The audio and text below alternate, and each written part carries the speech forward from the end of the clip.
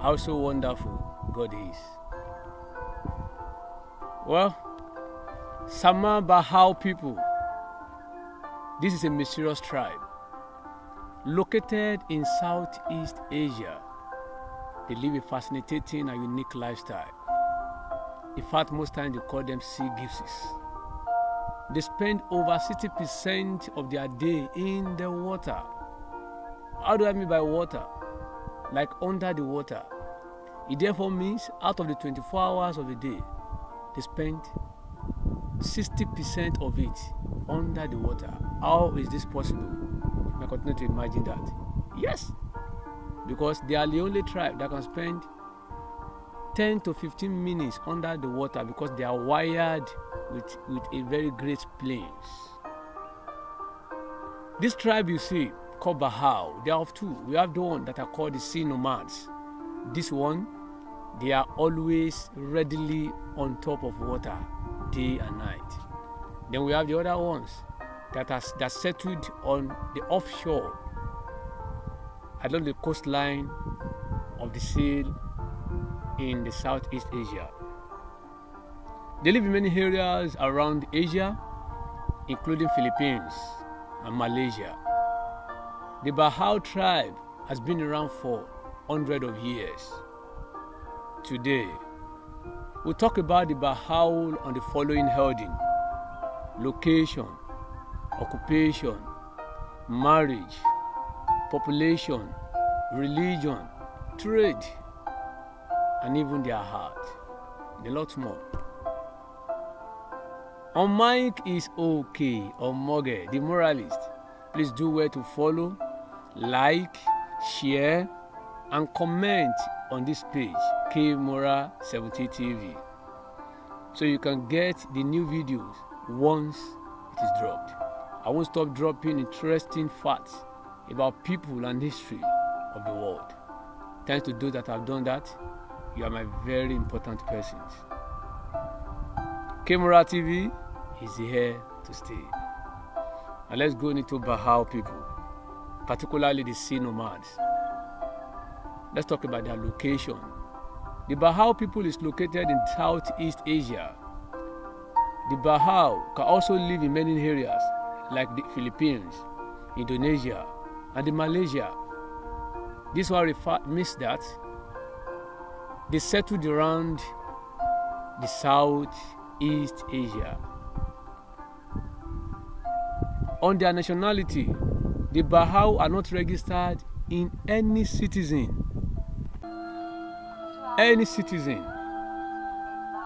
Though the Bajau are traced to the Philippines territory. On their religion, almost all Bajau today claim to be Sunni Muslim, which they claim a direct descendant of the Prophet Muhammad sallallahu alaihi wasallam. Yet many of the Bajau still remain spiritually based religious practices. Just like the way we have people who say they have African traditional religion, they still have their own. We still have some people that believe in worshiping the gods and the goddess of the oceans. The Bajau people are the sea nomad, just like the way we have the Fulani herdsmen that travels around the regions of Nigeria. On their own, the sea nomads, they are dwellers of the sea. They are there, they go nowhere. They wander about, feeding their people. Owing to their interest in roaming the water bodies around the Southeast Asia, they live on boats, floating houses above the ocean. In fact, they call them maritime people.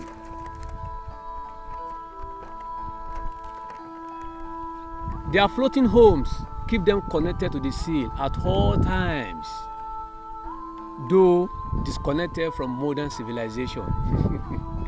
Of what importance is modern civilization to them? These are people just like when you call a Fulani herdsman. They have interest in piloting the affairs of cows. Now let's go to school. Though we still have some Fulanis that are well educated, but those that took this path, they won't go away.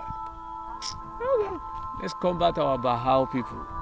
On their food, just ask me. People that stay 60% around the water, then almost 100% on water, what do you expect them to eat if not fish, sea urchins, and octopus, and some animals that are resident in the oceans? On their language, the Bajau are culturally and linguistically diverse people living in southern Philippines, eastern Indonesia, Sabah, and Malaysia.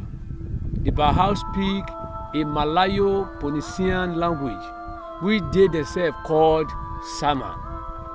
I want to believe you remember that when I want to start this clip, I said the Bamau, the Sama-Bajau. So they themselves call themselves Sama because that is the language they speak. Of all the 10 languages that are spoken around there, the one they speak fluently is the Sama. So they call them Sama-Bajau. On the history and cultural relations, you continue to wonder, continue to imagine how could God create the creation and they now find their way on top of the sea. Find their way on top of the sea. It's quite funny. Yes. But some historians, they lay hold to the Assyrian king in those days. They said the princess got missing. So he now asked the Bajau people to look after them.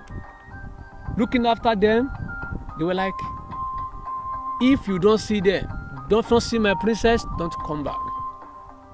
Then, what are they coming to do?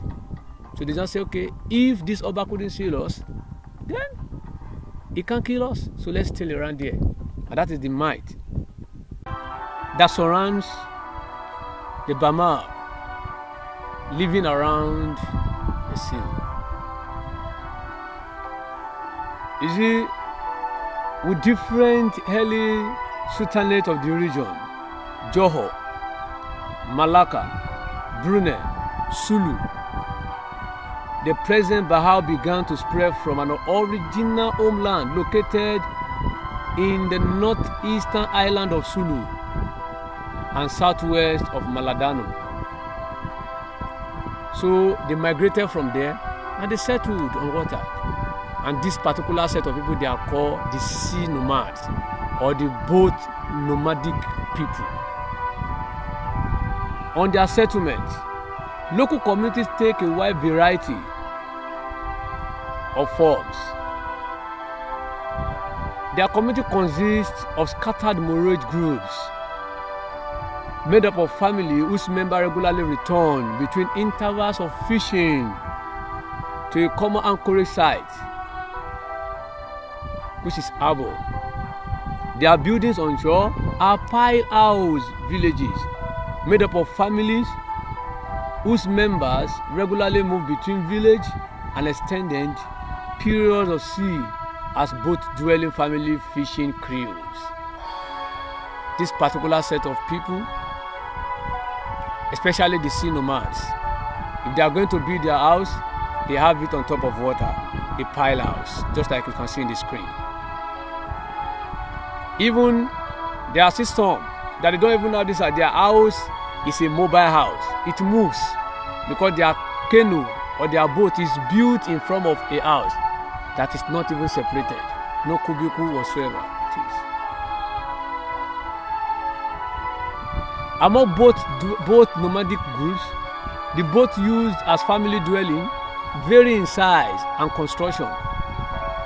In the southern Sulu and southeastern Sabah, boats are generally larger, average 10 meters, and plank consumed. In fact, they constructed their planks with solid curve and bowed nails. All are equipped with a roofed living area made of poles, kajang matting, and a portable earthenware pot used for preparing family meals, usually carrying near the stern. On their occupation or economy, subsistence and commercial activities. Whenever you see them, that the fish, they go into game, getting fish, getting products from the sea. Some are sold to their people, while some is to be fed on by their family. In Sabah, where the Bajau comprise less than 20% of the population, they make up over 2/3 of the state fishermen. The core Bajau are not economically flexible. When I mean economically flexible, how do I mean? I mean fishing is their principal source of livelihood. They have nothing they rely on if not fishing. Even when they go into farming with you, especially when they share lands with people, when they go into farming with you, they help you on your farm. And at the end of the day, you give them things to eat from the land. Then they can actually, they even practice what we call trade by barter. But those that cannot do that, they go into farming with you, you give them something to eat. But their major aim is to walk around the water. That is where they love staying. In Western Sabah, most Bajau settlements are located inland from the immediate coastline, chiefly along lower rivers. The Bajau in this settlement join interior communities in rice harvesting in return for share of crops. On their trade occupies a central place in Bajau economy. They have specialized skills of seafaring. When they say seafaring, these are people that can go far, far, far into the sea. They will disappear, you won't see them into the sea. No other tribes have this ability if not them.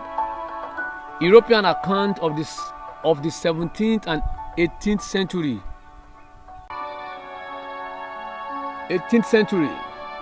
attest to their local importance as suppliers of marine commodities, boat builders, e.g. Bahu in Western Sabah, historically traded with Dusun communities, exchanging dried fish, salt, lime, seal ornaments, and other coastal products for rice, fruit, tobacco, and forests, and also agricultural goods. What do you expect? Just tell me, what do you expect when they don't have a place to plant? All they could do is fishing, killing oceans, octopus, and the likes. On land tenure, oh my God, the both nomadic communities were without land, not even properties. The only land they have very close to an island is where they want to bury their dead. That's all. On marriage, family are favored as married partner. They are allowed to marry each other. The exemption that is placed on them are the children of brothers and those nursed by the same mother. Marriage is either arranged or eloped. Yes, the family arranged marriage or you eloped with your wife. It is actually the work of imam